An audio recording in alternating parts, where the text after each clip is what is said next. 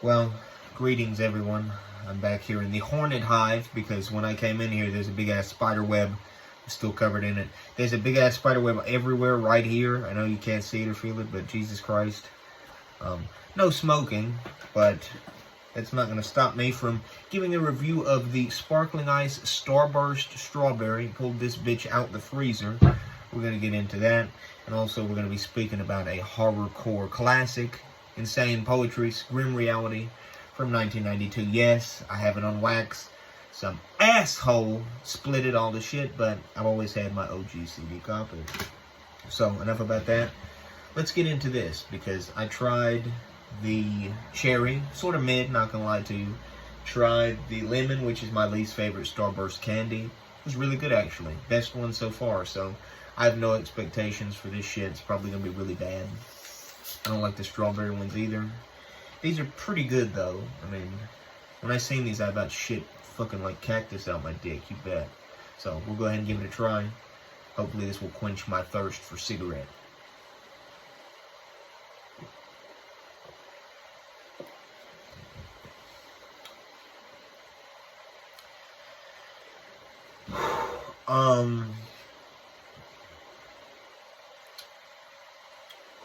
I do not know how to feel about it.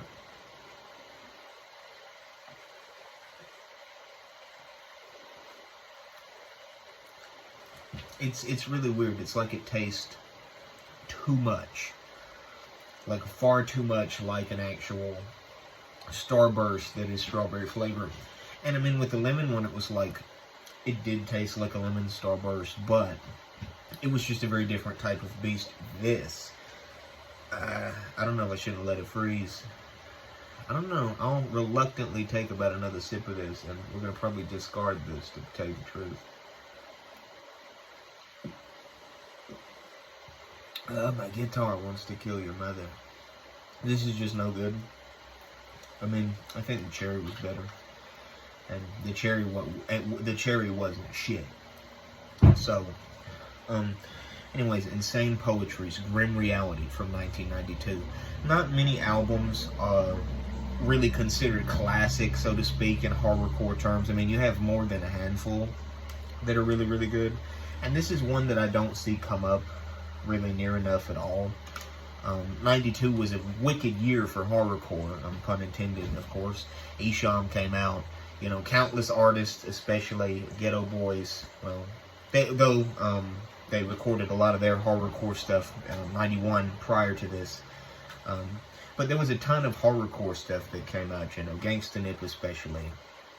But you never really hear this one brought up as much. And it's really unfortunate. I'm happy that this got a vinyl reissue, you know, because that's dope. And as far as I'm concerned, this is Insane Poetry's best album that they've ever done. You know, you had shit like, what was it in 2003? Where it's like, the world towers fell, you know. I can't even fucking remember it, but I do recall that.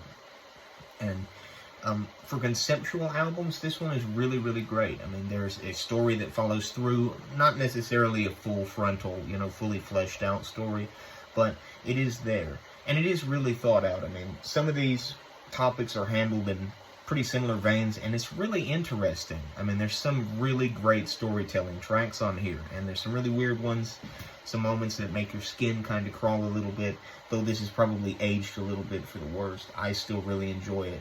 It's really one of the best ones that you can get. And this is separated with Grim side and Reality side. So, two different sides of the coin, you know? Damn, paranoid wasps and shit are gonna get me, you know? Because, Jesus Christ.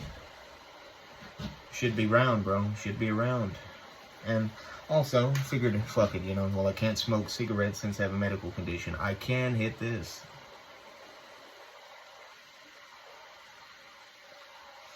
For better or for worse. Damn, I kind of laughed to gut my ass. Welcome to the Grim side, and the horror facts open both sides of the album, respectively. It is sort of a little corny, I'm not going to lie to you, but everything on this album is really, really solid. I mean, there are some real highlights on here. You know, Angel of Death is one that is probably one of their most well-known songs. It is really catchy, and I like the sort of shitty lo-fi kind of tuned down beat for this one. The rapping on here, the rapping all across this album is more than solid. You know, I wouldn't say it's anything like, you know, it's not Cool Keith levels of ridiculousness, but it tries to get there, and for the most part, it succeeds.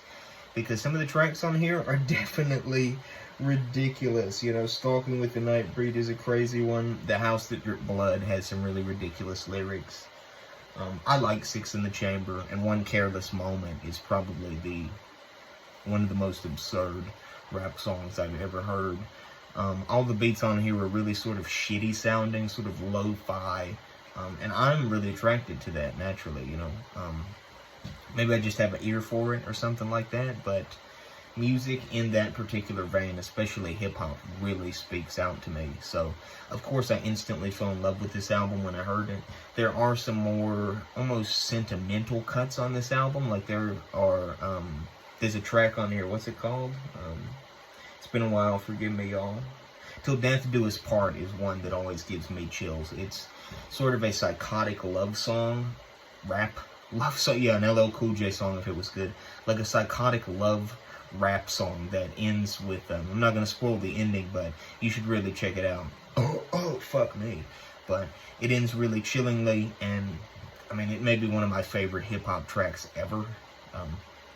Seriously, there really aren't any bad tracks on here. I remember not really fucking with Raise the Devil for the longest time, but it is a good track. There's nothing wrong with it. The sample's really cool. And, I mean, what he's saying on the track is true. I mean, Psycho is not wrong at all in what he's talking about, so it is factual. How You Gonna Reason with a Psycho was probably their single choice. I mean, I remember seeing it all the time.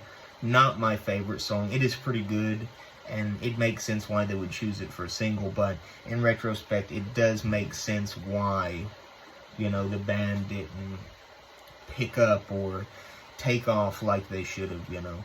Maybe a poor choice of single, but still, not a bad song. After all, it's on this album, and it is really good, you know. Chopping Up a Body is sort of a funny-ass interlude. It's exactly what it sounds like.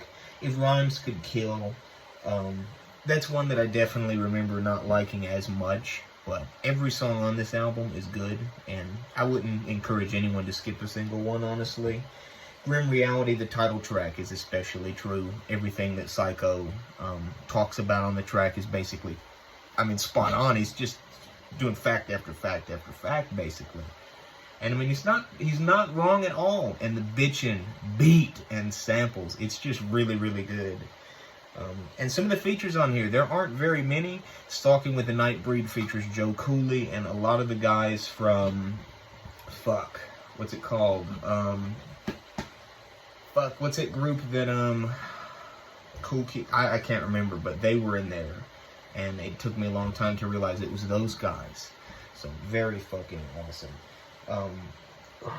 And the album fittingly ends with Manic Depression, which samples some Funkadelic, which is some groovy ass shit. And the album ends on definitely a sort of shocking note.